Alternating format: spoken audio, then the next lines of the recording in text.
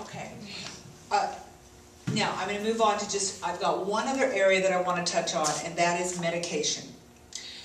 I work with a nutritionist and have for years, and she told me a story of she was working with actually a San Diego Charger, a football player, and they were running his labs. He was extremely tired, not a good thing for a football player, right? And they found that he had anemia. And what he was doing is he was eating lots and lots of meat. And she said it was doing absolutely no good. Do you know why? And I said, I'd actually guess. I said, medication? She said, absolutely. He was on, which is very common for our professional athletes, he was on a tremendous amount of medication. Arthritis, everything to help. Lots and lots of ibuprofen. And that was actually interfering in his stomach with the process of him assimilating his food. So she did several things. She had him start going to more fish, more moist foods, and she also had him do acupuncture. Acupuncture has a tremendous success level with pain, so that he could get off some of the medications, and it worked. It was successful. It is something to think about if you or someone you know takes a lot of pain medications.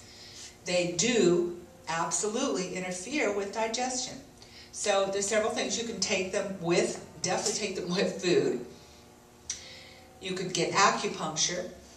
You also, what happens with pain medications and many medications we take? Constipation. Yes, our favorite thing to discuss up in public, yes. But it is a real problem with a lot of medications. And some of the things you can do for that are very simple. More water. Do you know what the average is that most people drink in America a day? If they're over 65, 2 to 3 glasses a day. Mostly 2 of water. And the recommended is 8.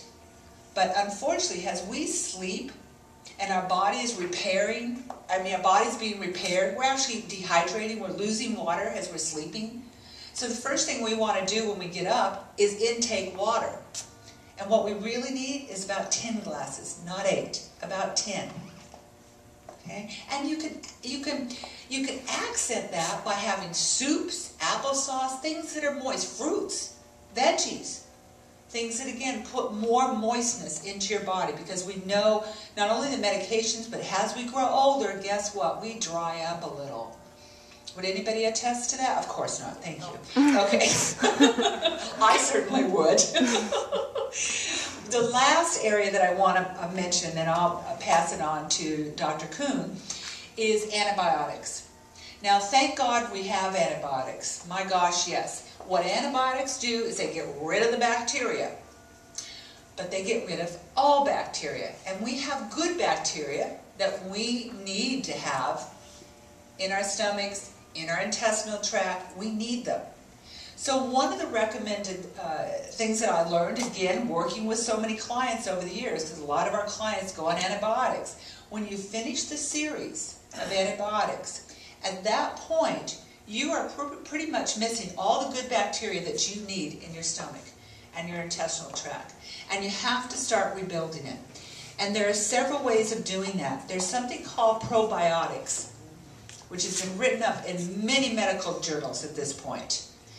And most physicians, even physicians, are getting to where they recognize that this is a very positive thing. Probiotics, we have trillions of bacteria levels in our gut and in our intestines. So when you buy an antibiotic, I love this one, you want to look how many, this one has 5 billion organisms per capsule. Well, you know, I've seen some that say, 100 or something. Well, that's not really much, 100,000. 5 billion, we're getting there.